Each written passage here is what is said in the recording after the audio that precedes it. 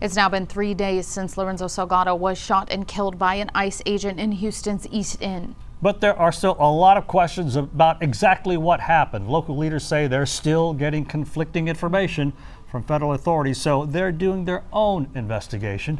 Orko Manna, live from the shooting scene on Canal Street near Wayside with the details. Orko.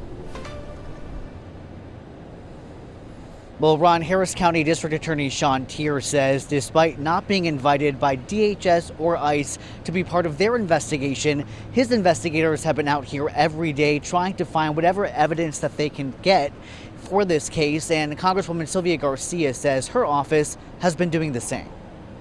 Garcia was out here today with the family of Lorenzo Salgado for a vigil at the Growing Memorial on Canal Street. She says she spoke directly with the acting director of ICE yesterday, who confirmed that Salgado was not the intended target of the operation, and neither was his brother, one of the 3 passengers in the van Salgado was driving. DHS tells us someone in the van resembled the target ICE officers were looking for, who Garcia says was someone with a final removal order. New surveillance video obtained by KHOU 11 shows Salgado's van on Canal Street with who appear to be ICE agents running after it. This is at 10:47 a.m. on Tuesday.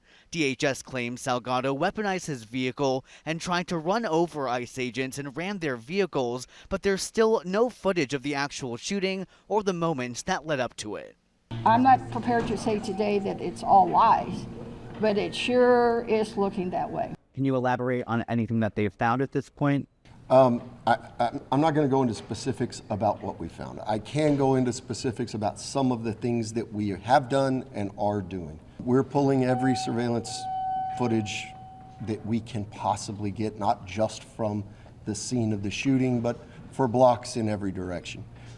We're looking at a lot of other ways to trace back where all 3 vehicles involved came from. Here's video of DA's office investigators back on Canal Street today. Teare tells me that drones, lasers, and digital mapping is being utilized to get a better picture of the situation. He also says his office will, quote, go to the ends of the earth to collect evidence. Now that's a promise that the community hopes is kept as they continue to come out to this growing memorial in honor of Salgado. I'll have more on how local leaders are pushing for accountability coming up tonight at 6. For now, reporting live this afternoon from the East End, Orko Manna, KHOU 11 News. Thank you, Orko.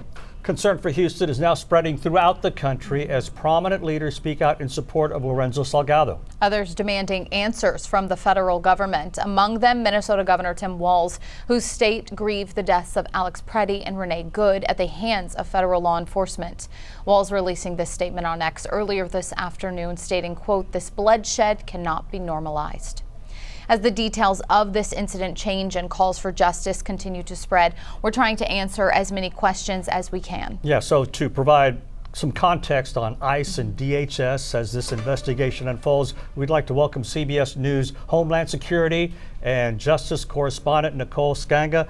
Nice to see you again, Nicole. Let's get right to it. The mayor and the police chief say the city can't conduct its own investigation. Have other local governments done so in similar cases? Ron Bree, local governments can investigate whether a federal officer's conduct violates state law, but there are some really big practical barriers to these investigations because federal agencies control the scene, they control evidence, firearms, vehicles, communications, even their own officers' interviews. Past local investigations have challenged federal accounts, even, been used as leverage to help compel independent evidence and support civil cases. But successful state prosecutions of federal officers are really rare, often due to the supremacy clause, where an officer argues conduct was necessary and proper to perform a federal duty. Still in Houston, the Harris County District Attorney can pursue this independent inquiry, even if local police is deferring to federal investigators. Nicole, DHS has said that the ICE officers weren't wearing body cameras. We've largely talked about that. Is that consistent with ICE policy in any of their past operations? Yeah, ICE has a bumpy and incomplete rollout of its body camera program that actually really differs from what the written policy is. ICE rules generally require officers who have been issued cameras and trained to use them to activate them during arrests, vehicle stops, and, other covered enforcement operations. In this case, it sounds like these officers actually were not given body cameras. So it wasn't so much that they violated policy, but because there has been this uneven rollout in implementing the body camera policy, these officers did not have them in hand.